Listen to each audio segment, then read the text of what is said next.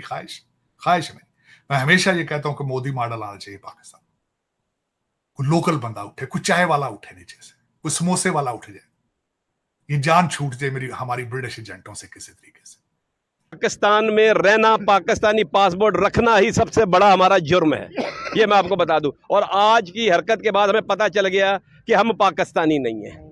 अगर हमें पाकिस्तानी हो तो आज जिन्होंने ये किया उन पर पाकिस्तान का कानून इंप्लीमेंट होता। Sir, you are collapsing as a society now. Country तो खत्म हो चुका है पहले, देयर इज नो कंट्री। आप पॉलिटिकल साइंस के हवाले से you cannot call yourself a country. कुछ लोग नाखुश भी दिखाई दे रहे हैं। आज जैद हामिद साहब की तरफ से जो स्टेटमेंट सुनने में आई है अब्दुल बासित साहब के प्रोग्राम में, जब उनसे पूछा गया कि आप मुबारकबाद देना चाहेंगे, तो उनका ये कहना था कि ये कोई इस तरह का मिशन हुआ ही नहीं, क्योंकि बाउंड्रीज आपके कंट्रोल में नहीं है, आपकी रेट ऑफ गवर्नमेंट मौजूद नहीं है, सॉवरेंटी आपकी कोई नहीं है। अमेरिकन एम्बेसडर जाके कह रहा है इलेक्शन कराओ नहीं तो मैं थप्पड़ मारूंगा तुम्हें। मैं आपके चैनल के तवस्सुत से पुलिस से, अदारों से अपील करता हूं कि जिन बंदों ने ये चर्चेज और ये बस्तियां जलाई हैं, कब्रिस्तानों को जलाया, उनको आजाद कर दे। मैं क्रिश्चियन होते हुए आपको कहता हूं आजाद कर दे। सब ब्रिक्स में भी पाकिस्तान को इन्वॉल्व नहीं किया गया, इंगेज नहीं किया गया। आप कैसे देखते हैं? ईरान ब्रिक्स का हिस्सा बन चुका है जिसके ऊपर ग्लोबल सैंक्शंस हैं तार साहब, और हमारे ऊपर कोई सैंक्शंस नहीं हैं। हम जो है कहा जाता है कभी चाइनीज ब्लॉक में है, कभी अमेरिकन ब्लॉक में है। सारे बेनिफिट तो इंडिया लेके जा रहा है अमेरिका से। सबसे पहले तो चंद्रयान 3 के ऊपर पहले ही आप मायूस हैं। इस्लामिक वर्ल्ड जो है उसको नजर आ गया है कि हमारे हालात खराब हैं साइंटिफिक अचीवमेंट के हवाले से, फ्यूचर के हवाले से। जिस तरीके से हम दर बदर हो रहे हैं, जलीलो ख्वार हो रहे हैं, more than 1.5 billion, second biggest religion, उसके हालात कोई नहीं है। आप ये देखें, मैंने कल एक मैं किसी का आर्टिकल पढ़ रहा था, तो उसने कहा था कि देखें ये मिडल ईस्ट को तो आप गिने ही ना ही, क्योंकि दुनिया में एग्जिस्ट नहीं करते। अपने बाप कंट्री का नाम ही अपने बाप के बाप पे रख दिया। सऊदी अरेबिया पे उनकी थी इशारा था। सऊद किसी इंसान का नाम था और उसके ऊपर मुल्क का नाम रख के बाप के, इस तरह मुल्क चल रहे हैं जिस तरह बाप की प्रॉपर्टी है। उनको तो वैसे ही निकाल दें आपके, वो दुनिया में क्या करेंगे। उनके पास तेल था लेकिन हॉस्पिटल उन्होंने अपने नहीं बनाया, यूनिवर्सिटियां नहीं बनाई। हर एक बंदे के 50-50 बच्चे हैं, 10-10 बीवियां हैं, इससे आगे ग्रो ही नहीं कर सके। फर्ज अदा किया है, जो उनको सिखाया गया था उन्होंने वही अदा किया है। अगर वो सच्चे ना होते, मैं कहता हूं आज पाकिस्तान का मुसलमान इनका घेराव करता कि आपने क्या किया। और आपने जो कहा झंडा, और झंडे के अंदर जो सफेद रंग है वो भी बेवकूफ बनाए, उसी के अंदर पर डंडा दिया, और आज वो डंडा दे दिया हम लोगों पूरी कौम को। उसने बताया था यहाँ के कवानीन और यहाँ के कॉन्स्टिट्यूशन के ऊपर कैथोलिक रिलीजन की का असर है, इन्फ्लुएंस है उनका। आपको अगर इनकी क्रिश्चियनिटी पसंद नहीं है, what the hell you doing here? अब क्या कर रहे हैं यहाँ पे? सऊदी अरब जाओ, दुरे मारन तो होते हो, जाओ सऊदी अरब, जहां आपके लिए नाम उन्होंने रखा है गरीब मस्कीन रफीक। इसने हमारी कमर में छुरा मारा है, इस डॉक्टर साहब ने जो यहाँ पे अमेरिका में, क्या मेरे बच्चों की कमर में इसने छुरा मारा है।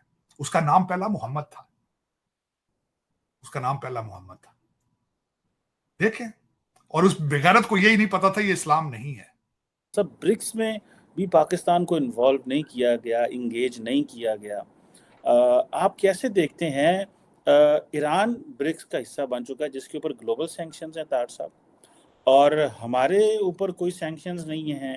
हम जो है कहा जाता है कभी चाइनीज ब्लॉक में है, कभी अमेरिकन ब्लॉक में है। सारे बेनिफिट तो इंडिया लेके जा रहा है अमेरिका से। ये ब्रिक्स का हिस्सा ना बनना आपको क्या लगता है? और ये जो पाकिस्तान के डॉलर पे प्रेशर है, इस पाकिस्तान के रुपए पे जो प्रेशर है और डॉलर जो तगड़ा हो रहा है, आपको लग रहा है ये 300 क्रॉस कर गया, ये तो फ्री फॉल में है? कौन करेगा ये?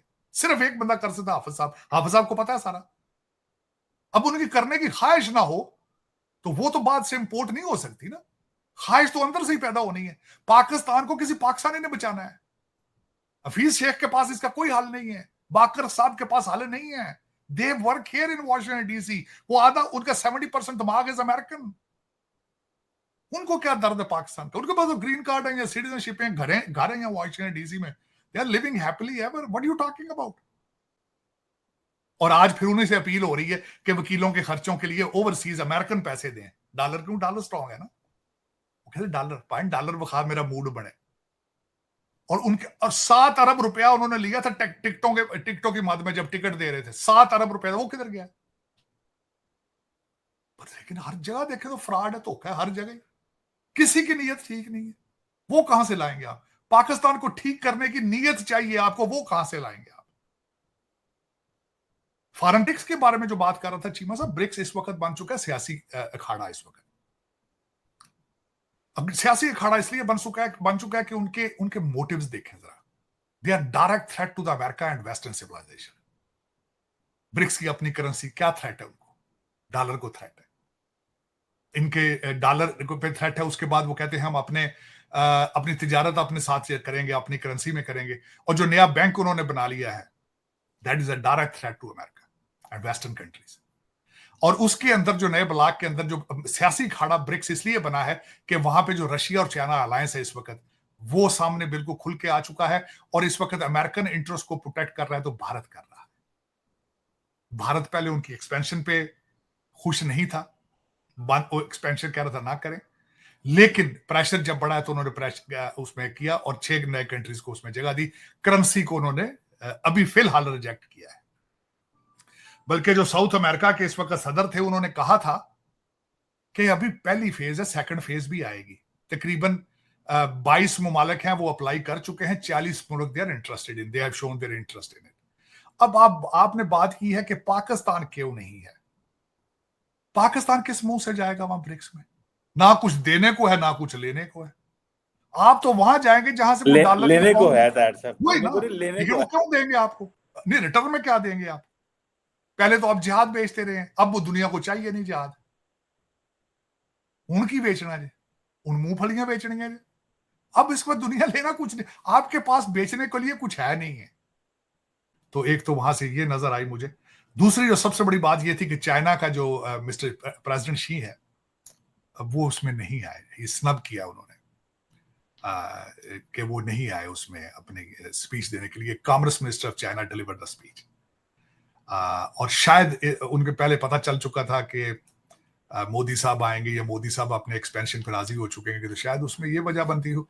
लेकिन जो एक्सपेंशन में इंडिया ने अपनी आमादगी का इजहार किया है, that is defeat to America, क्योंकि China is gaining more influence in the world, Russia is gaining more influence in the world. और ये जो मुमालिक जितने पहले ब्रिक्स का हिस्सा है और जो मुमालिक अभी इसमें नए 6 ऐड किए हैं, उनमें एक चीज कॉमन है, उन्होंने आज तक यूक्रेन की जंग को कंडेम नहीं किया। अपील करता हूं कि जिन बंदों ने ये चर्चेज और ये बस्तियां जलाई हैं, कब्रिस्तानों को जलाया, उनको आजाद कर दें। मैं क्रिश्चियन होते हुए आपको कहता हूं आजाद कर दें, क्योंकि आपने उनको बेवकूफ बनाने के लिए कौम को गिरफ्तार किया और उनको आप बाल भी आप बीगा नहीं कर सकते। आप में इतना दम ही नहीं है, ना पाकिस्तान के कानून के अंदर, ना पाकिस्तान के हुक्मरानों के अंदर, ना पाकिस्तान की अदलिया के अंदर, ना पाकिस्तान के अदारों के अंदर दम है कि इस जत्थे के खिलाफ आप खड़े हो जाए। आपके पास दम ही नहीं है कि आप इनके खिलाफ एक्शन ले। आपने उनको दमाद बना के रखा होगा और आपने थोड़े अरसा जैसे बात खत्म होगी और सबको जमानतें मिल जानी है और आपने कहने फलाने ने भी माफ कर दिया, सुलह कर दी। आप आज तक बताए गोजरा के अंदर, शांति नगर के अंदर, सांगला के अंदर, जोसेफ कॉलोनी के अंदर किस बंदे को आपने सजा दी है? वो आपके अपने हैं यार, आप लोगों की बैक होती है, इसीलिए वो इस तरह की हरकत करते हैं। और अब तो ये हो गया है, आपने दरिंदगी की इतनी रकम कर दी कि आपने मुर्दों को भी छोड़ दिया नहीं, मुर्दों को भी आपने बेहरमत कर दिया। और फिर हम ये कहते हैं कि जी फलस्तीन में, बर्मा में, कश्मीर में और पता नहीं दुनिया के कौन कौन से कोने के मुसलमान मुझे याद आते हैं, हमारे हदारों को, हमारी गवर्नमेंट को, हमारे पॉलिटिशियंस को याद आते हैं। लेकिन अपने घर में बैठे मिनॉरिटीज जो पाकिस्तान का फख्र होना चाहिए, जिनके बगैर पाकिस्तान का फ्लैग ही इनकम्प्लीट है, वाइट फ्लैग इनको रिप्रेजेंट करता है, कलर इनको रिप्रेजेंट करता है, लेकिन क्या आपने उस वाइट कलर को दागदार नहीं किया? क्या उसके ऊपर कीचड़ नहीं उछाला गया? शर्म आती है उन लोगों के ऊपर जिन्होंने ये हरकत की है। मैं ये समझता हूं उनका ना तो कोई मजहब से ताल्लुक है, ना ही उनका कोई इंसानियत के साथ ताल्लुक है। नहीं जी, उनका मजहब के साथ ताल्लुक है, वो सच्चे मोमन है, मैं समझता हूं, क्योंकि वो सच्चे मोमन है। उन्होंने ये अपना फर्ज अदा किया है, जो उनको सिखाया गया था उन्होंने वही अदा किया है। अगर वो सच्चे ना होते, मैं कहता हूं आज पाकिस्तान का मुसलमान इनका घेराव करता कि आपने क्या किया। और आपने जो कहा झंडा, और झंडे के अंदर जो सफेद रंग है वो भी बेवकूफ बनाए, उसी के अंदर बस डंडा दिया और आज वो डंडा दे दिया हम लोगों पूरी कौम को। जी कि ज़ैद हामिद ने आज तक कोई अच्छी बात उनके मुंह से निकली है? ग़ज़वा हिंद की बात हो या इस तरह की जो भी रेडिकल माइंडसेट है या जो भी है, वो उनके जहन में एक ही फतूर हर तक भरा रहता है, इंडिया और जो दूसरे जो गैर मुस्लिम है उनके खिलाफ नफरत उनके दिल में दिमाग में भरी रहती है। उसी का जो नतीजा आप देख रहे हैं। मैंने उनकी जो वीडियो है उसको देखा है, तो उसके अंदर उन्होंने चंद बातें और भी की हैं। उसके साथ साथ देखे, एक तो उन्होंने बात की ये एनिमेटेड जो वीडियोस हैं या ये एआई के थ्रू बनाई गई है या ये गेमिंग की जो वीडियोस हैं उनके अंदर से इसको बनाया गया है। उसके साथ ही उन्होंने इस चीज को भी तस्लीम किया है कि इंडिया हमसे बहुत ज्यादा आगे है।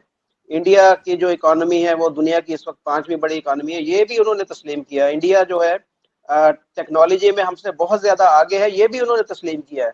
लेकिन जब बात आई चंद्रयान 3 की और ये मिशन की, तो वहां पर उनके मुंह में पता नहीं क्या पड़ गया या उनके दिमाग को क्या हो गया कि उन्होंने फौरन ही कलाबाजी खाई और बोला कि नहीं नहीं ऐसे नहीं हो सकता।